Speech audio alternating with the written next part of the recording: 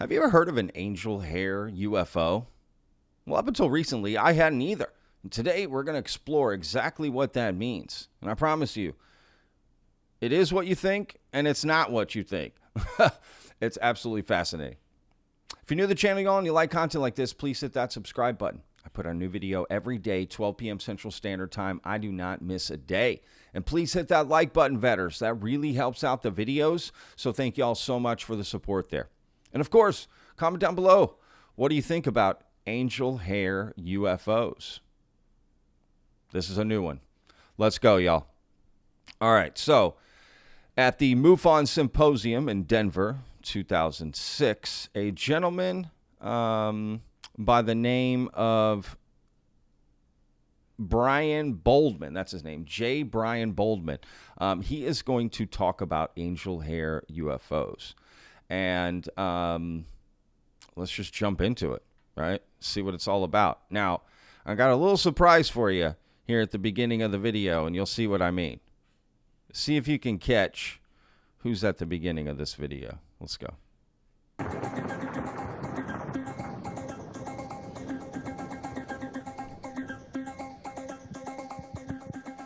Many years ago, a man by the name of Dr. J. Allen Hynek developed a classification system for identifying different UFO cases.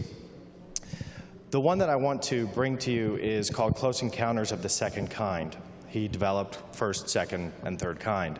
Second kind was more of the trace evidence. We heard Ted Phillips, whose mentor was Dr. Hynek. And I believe many of the researchers feel that Close Encounters of the Second Kind really have the strongest evidence to support the existence of the UFO phenomenon. Our next speaker specializes in just that.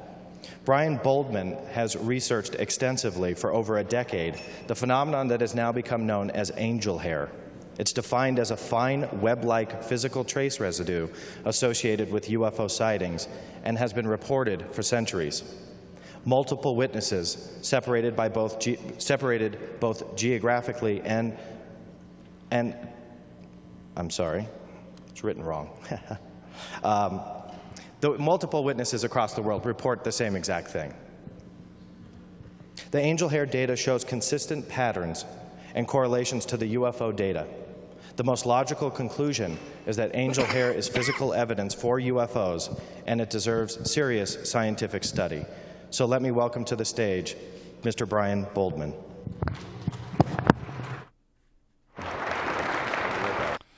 Who is that?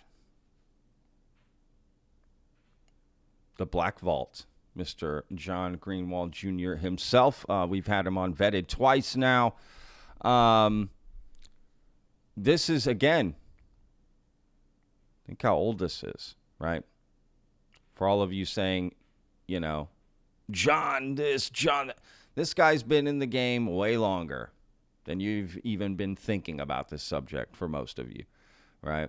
Here he is presenting at a MUFON symposium, right? So if you ever doubted John's motivations, there you go. John clearly is just a great guy looking for the truth, man, and willing to talk about anything, right? Here he is introducing Brian Boldman, who's talking about what you're about to hear. Is when I heard this, I thought this was crazy. Not crazy in a bad way, crazy like, holy Jesus, really? It's like there's always something new to the phenomenon to learn.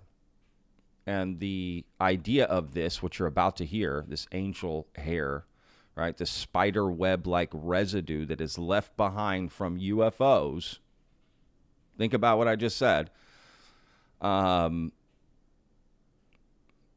What does that mean?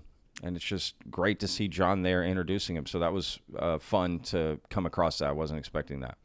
So anyway, let's hear from Brian Boldman. Thank you. Sure. Thank you, John.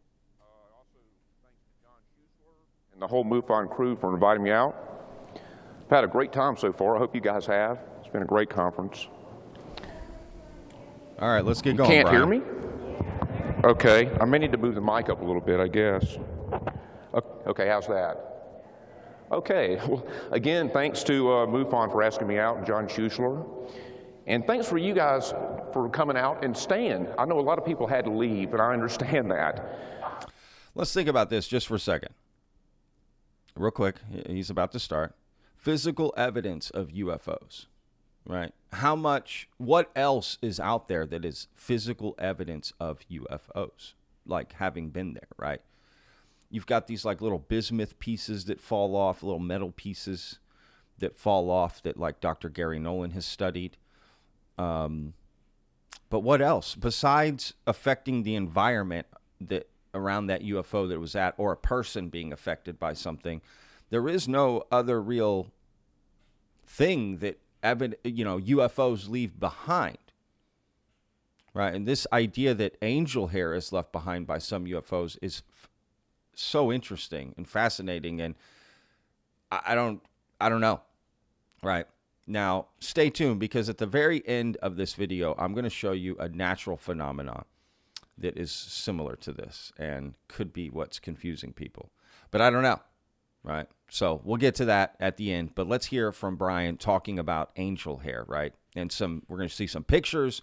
I'm just going to kind of jump into this. So I don't know how much y'all know about this, or don't, or do, or whatever. Let's go. But, you have to do what you have to do. I am going to talk about angel hair, and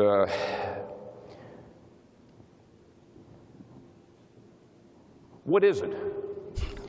Well, I can tell you a couple of things for sure. It doesn't have anything to do with pasta or angels. It does have to do with UFOs. You might say a working definition of angel hair is that it's a fall of an anomalous white substance that's generally has properties that are inconsistent with known physical specimens, such as spider web, which is what it's usually blamed on. Also, the Air Force blamed it on rayon residue from defective filters, factories that were spewing out stuff that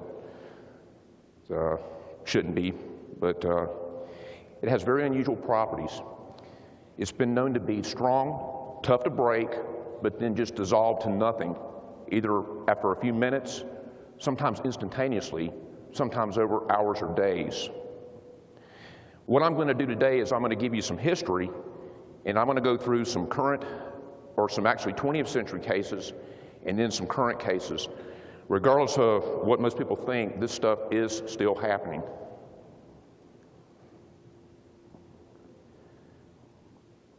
Now, this is a fresco that was done by Masolino de Panicali, excuse me.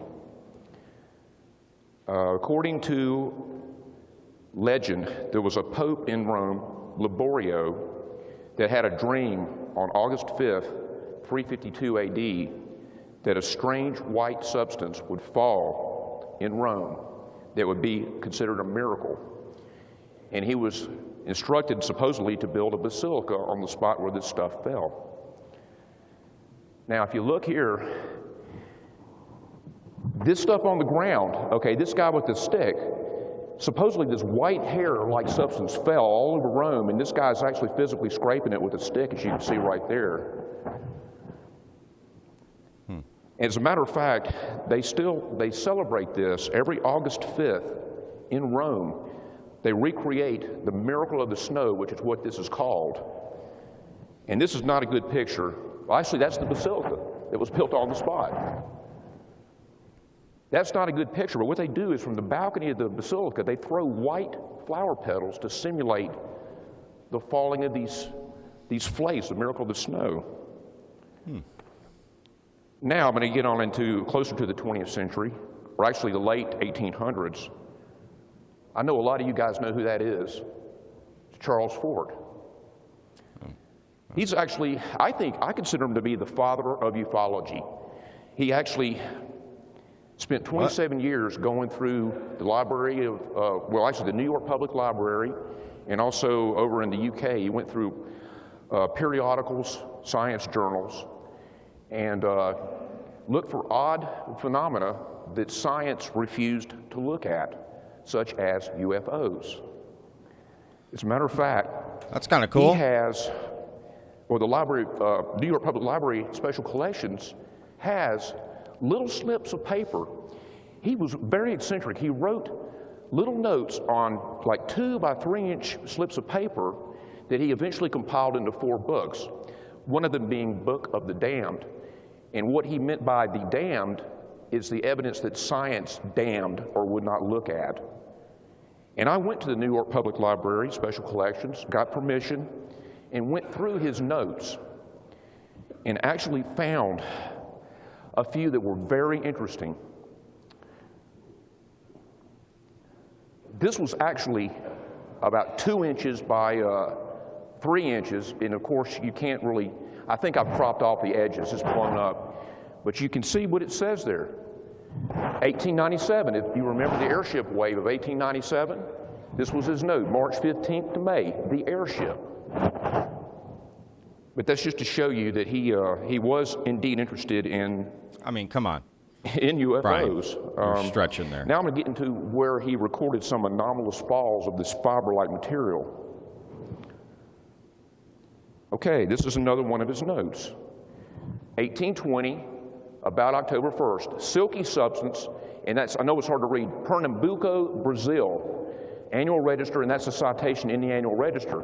Now, the D here is a stylized D, was his notation to include this in Book of the Damned, which he did. And I'll show you the annual register itself, a rain of silk. And what's interesting, oh, by the way, I have some of these documents I'm going to show you that are from Blue Book and some other archives are pretty poor quality, but I've got them all here. So if anyone wants to look at any of these documents, and I don't expect you to read them all, I've got them handy, so don't worry about that. Wow. But this shows you right here, the phenomenon extended to a distance of 30 leagues inland and nearly as many off the sea. So it covers huge areas sometimes. As a matter of fact, I've got a couple of cases where it covered thousands of square miles. Now, another case that he... Hang on. Let me read that to y'all. Rain of silk. The French consul at Pernambuco says in a letter dated November 1st, 1820, that at the beginning of the preceding month, there was a shower from the sky, consisting of a substance resembling silk, of which many persons preserved specimens. This phenomenon extended to the distance of 30 leagues inland, and nearly as many off to sea. A French vessel was covered with the silky material. He has sent a specimen of it to Paris. Paris. I mean, that is interesting. So these are some older examples of this phenomenon known as angel hair. Now he's about to get into some present day examples. But again, this is fascinating to me, to be honest with you. This should be covered way more. There is very little about this online. If you, I mean, there is, but not as much as you would think or want, especially recently. Yeah. Where it covered thousands of square miles. Now, another case that he looked at, 1881, this happened in Wisconsin. Now, he has here spider webs. It was in Scientific American. There's a citation for that. Also, Book of the Damned. There's his D61. But in the Book of the Damned, he says it's curious that they didn't find any spiders in this stuff. You know, they'd written it off as spider webs, but he says, well, it's kind of odd. There was stuff everywhere, and nobody saw any spiders. So he was kind of confused about that. Okay, 1898, November 21st, again, Book of the Damned, cobweb, asbestos, Montgomery, Alabama. Remember that asbestos. That's important. Okay, now we're going to get into some more contemporary cases. Well, not really that contemporary. This is a Project Sign report. Let's see. Okay, this happened at 5:30 a.m. on August 29th, 1948. A farmer in Maplewood, Ohio, witnessed a large silver spear rise up behind trees on his farm and discharge what he called a silver substance that disintegrated in midair. And it can't actually disintegrate that quickly. It doesn't even hit the ground. But here the Air Force has concluded it was spider webs. Now, there's another page to this report, though, where they actually state that the witness was, quote, very conscientious and sincere, but still they wrote it off as spider web, even though he claimed it was a large spear. Okay, I'm going to show you guys a couple of photos. Now, these were hard to find. There are very few photographs of angel hair actually being deposited by UFOs, but there are some out there. What? How does someone say they saw a sphere and this stuff disintegrating, and then they're like spider webs? The only thing I can think of is it made me think of this one time I was showing a video. I can't remember what the UFO was, but it was a video of a UFO, old school UFO video, and people were like, oh, it's a spider web. He's just zoomed in on a spider web, and there's this like raindrop or something on it, and it just looks like something else out in the distance, right? But it was actually just a spider web attached to the side of a house. It made me think of that. Like, is that what like the guy showed them a video and said, hey, look at this. And they were like, oh, it's just, you filmed a spider web. Because otherwise, how would you, right? So there must be video evidence of that. Because otherwise, why would you say spider web? I don't get that. Anyway, maybe I'm overthinking that. This one here is a really interesting one. This was taken in Peru. Look at this. By Wow. Okay. Is it supposed to be this? I mean, that looks like smoke. Although something, right, this just looks like smoke. But there is something here. I mean, this looks, I don't know what to, let's hear what he has to say about it first. Tronsco, he was a Peruvian customs inspector. This was taken July 29th, 1952, near Puerto Maldonado, I think that's how you pronounce it, Peru. This was the only photograph he was able to get, and apparently there was some angel hair recovered, even though I haven't been able to find out who did and where it is if they did. He only got the one photograph. The craft was estimated to be going at 400 miles an hour. And if you look, I think it's hard to see, but there's a shadow right there. This is a river, by the way. This is a river. And that is supposed to be a shadow of this contrail of angel hair in the river. Okay, right here is what they're saying. Okay, so this is supposed to be a shadow of this contrail. So the UFOs leaving a contrail, and some of the contrail is this white substance that falls down. Like, who are they, Silver Surfer? What are they riding around? Like, I don't understand this now, if this is what it's meant to be. I thought it just like shot out some stuff when the engine started or something, like exhaust. But why would it just be spitting out spiderweb like material? Like, I don't get this. What's the purpose of that? Or maybe is it fertilizing? Is it like, crop dusting, right? Are we getting crop dusted, y'all?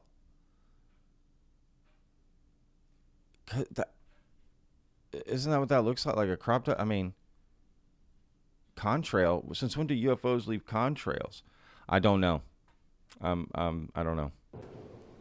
Okay, now the next ones are going to look weird. Okay, now I'll explain it when I show them to you. Okay, this was taken. This is weird. One of two that were taken in Belgium by a Herman Shermain on May 16th, 1953. This is the first of two. There were two black and white photographs that he'd taken.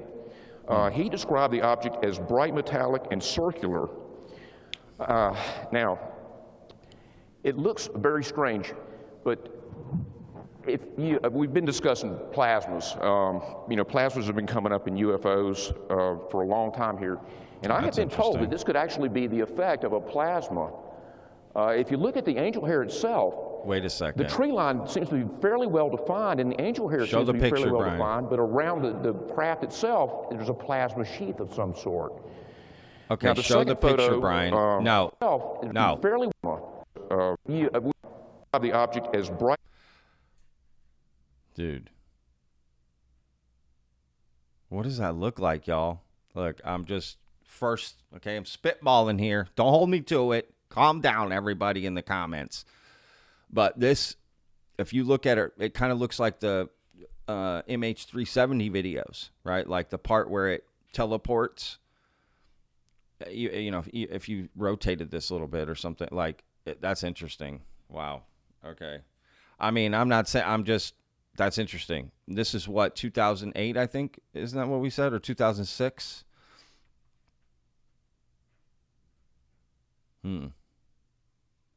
That is interesting. What my first thought when they put up the picture is that this is like a burned out on the film.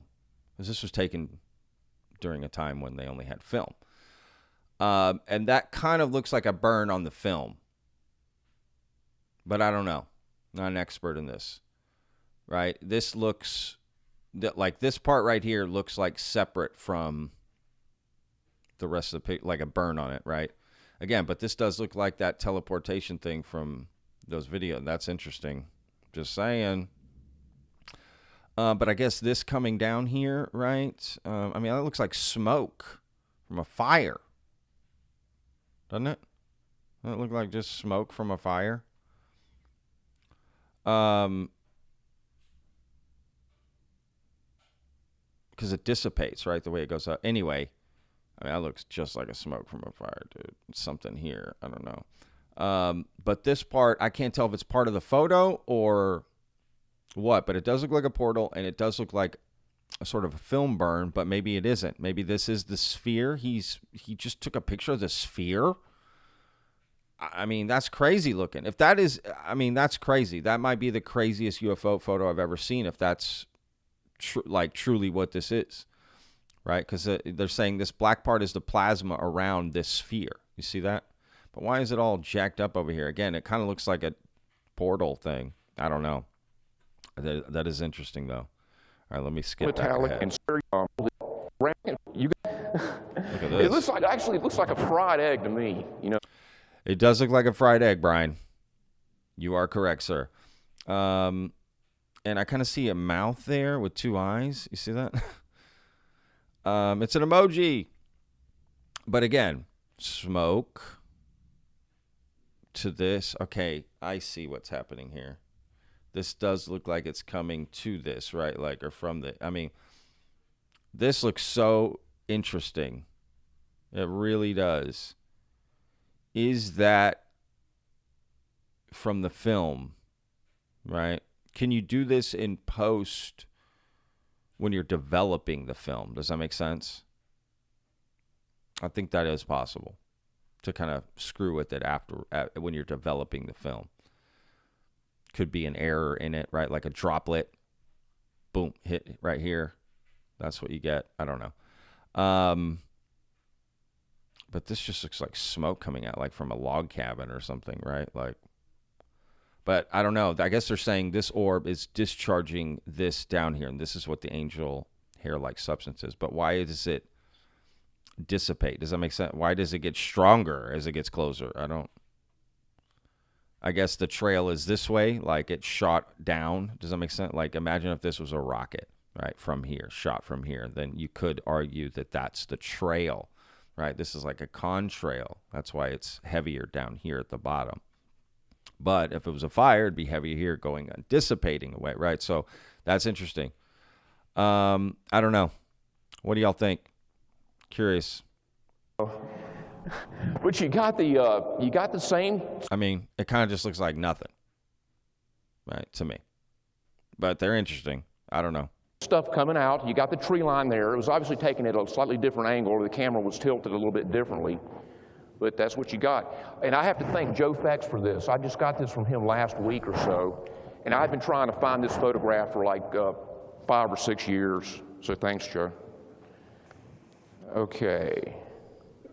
Hang on a second. I think I just noticed something. Why would there be shadows around this?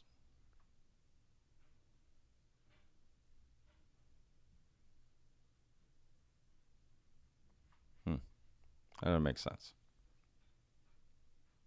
So thanks, Joe. Now, this is, I don't expect you to be able to read all this. This is, I recently found these documents, and I just wanted to throw them in here to show you something. In particular, this is a NICAP report, Angel Hair, October 17th, 1954. And this was in... Angel Hair, Project Angel Hair. Right, it just sounds like a, I don't know, James Bond villain. And then they actually have like angel hair pasta for hair, you know? Bond. I'm going to get you with my pasta. I don't know. Okay, what is this document? Angel hair? I mean, this is so interesting, right? This angel hair phenomenon. How have I not heard of this before? Yeah, no one, I need to start asking people about this. What do they know about this? Kankakee, Illinois. Now, what I want to show you about this, she says, one thing that's odd is most angel hair accounts have almost no noise is reported. I mean, like I got 3 or 4 of them. And she says here it was loud at first and then began to taper off. Here's what I want to show you about this. Well, first, she says that it made jets look like turtle. I thought that was kind of funny. But up here in the corner, if you guys can read that, she says it left a green stain on her hands when she picked this stuff up. Now, just remember that. This is a Blue Book project record card. Marysville, Ohio. This is one of my favorite cases, and it's a fantastic one. This happened October 22nd, 1954. And basically what happened was, if I can get my glasses out here, I'm not going to be able to read without them, I don't think. October 22nd, 1954, over a schoolhouse. And there were about 60 students, a couple of teachers, and a principal. The principal's name was Rodney Warwick. Witnessed a bright silver cigar over the top of the schoolhouse.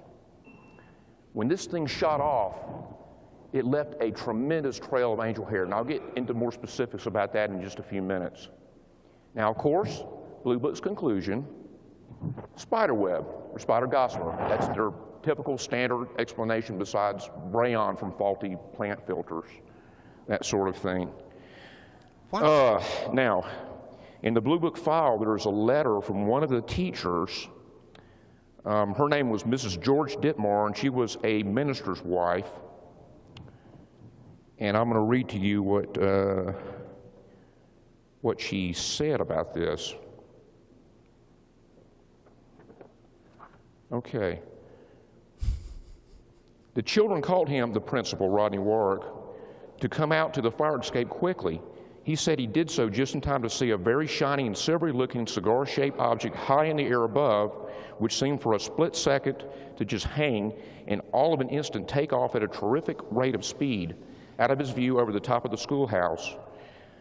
The children all told us that for a second it nearly blinded them to look at it before taking off. Mr. Warwick told me it was almost at once, while he was standing there looking at the object, that he saw the white tufts drifting down. We handled this material. It was very fine and soft to the touch. It did not stick to our hands, but when we had two ends and pulled it, it stretched without tearing. Where it stretched, it had a shiny appearance. The part we held between our fingers very quickly seemed to go to nothing. In other words, it sublimated or dissipated. Oh, Brian, now, bringing out the big words. This is what really impresses me, and it did her too. She says, to me, the real impressive and outstanding thing was, as we drove the 3 miles from our school over a country road to the Columbus Road, the telephone wires the whole distance were completely woven shut, just as if hands had carefully spread it out very evenly. Not only this, but the telephone wires were connected to the electric wires on the other side of the road, so that it was like driving under a misty canopy for the whole 3 miles. What the? So what she's saying is that there were phone lines on one side of the road, power lines on the other side of the road, and this angel hair had draped across them for 3 miles. Okay, folks, that's a lot of spider web. Wow, we're going to leave it there, y'all. Okay, look, link in the description if you want to watch the rest. This is over an hour. Okay. That's fascinating. This Brian's great. Love this guy. This presentation was really fun. I never heard of him before, and he gives it his all. He's passionate. It's interesting. Okay. This phenomenon is interesting. And think about it. 3 miles. How do you confuse spider webs? Like, this is crazy. If they're come on. What are we talking about here? Now, granted, there's no pictures of that. 3 miles of road covered in this angel hair, and nobody got a picture, even at that time. Or what happened? Like, it disintegrated into what? To a smoke? A gas? What? I don't know. That's interesting. Why would it leave 3 miles of that stuff? Again, is it, are we getting crop dusted? Are they fertilizing the crops? What are we doing? Are we the crops? What's going on? What are aliens doing? Is this like, it's not supposed to happen, or it is supposed to, you know what I mean? Like, anyway.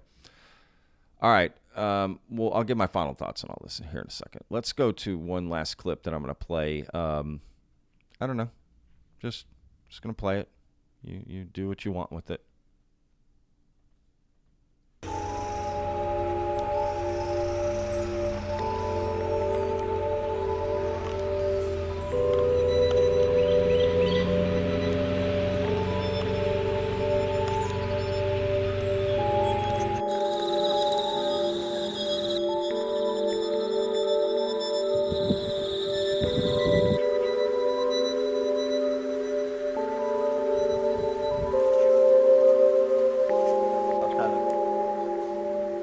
Não, mas, ô Piá, aqui fica legal, cara, ó. Olha que legal, velho. Cara, choveu aranha. Nunca vi uma coisa dessa, pô. Meu Deus!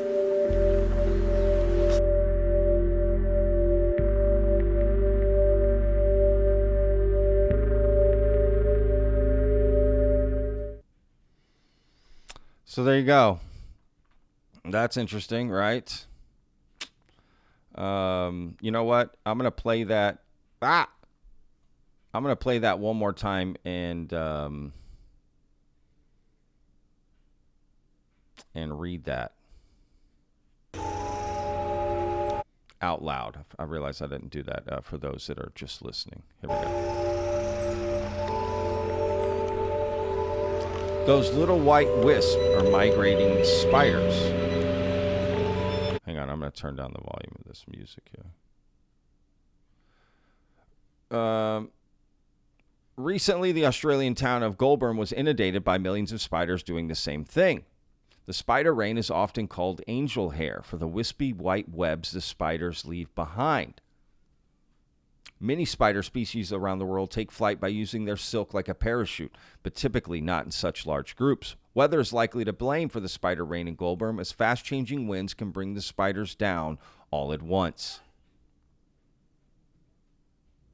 Strong winds are likely how these spiders in Brazil ended up covering electric poles and trees.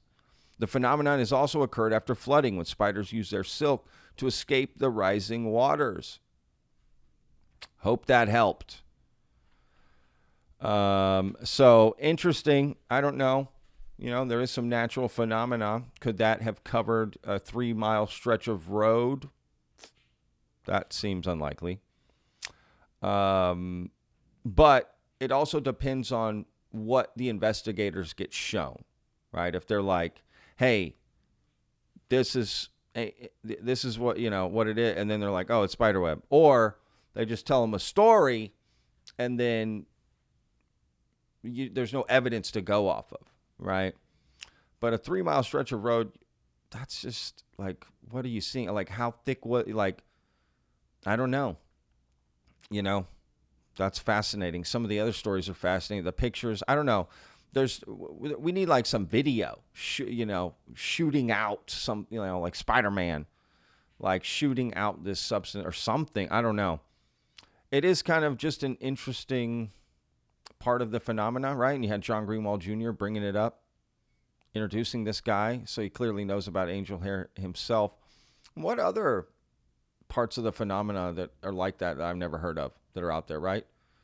I would have never guessed this. Some sort of angel hair, like what? This spider web-like substance shooting out of UFOs? I mean, what else have I not heard of that's like this? What other discharges of physical matter do UFOs put off that I don't know about? Tell me in the comments, please. Are there other things that UFOs discard, either on purpose, accidentally, whatever, right? What evidence do UFOs leave behind,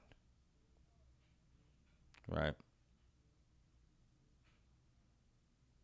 An angel hair, is that one of them? Should we start looking for that? I don't know. Again, this is new to me. I'm sure everyone in the comments say, oh, Patrick, you never heard of angel hair? Yeah, you must be. You don't know what you're talking about. I don't even know how you can host a show about UFOs. You never even heard of angel hair. Anyway, all right, guys. I thoroughly enjoyed this. And Brian's presentation was awesome. Again, link in the description. Go check that out. Link in the description to the other video I showed you. And there's lots of stuff out there about the natural phenomenon, but not so much the UFO connection. There is some stuff, but not that much. So I don't know, they'll tell me. All right, guys, we'll see you on tomorrow's video, 12 p.m. Central Standard Time. Should be fun. All right, guys, remember, every day's a gift.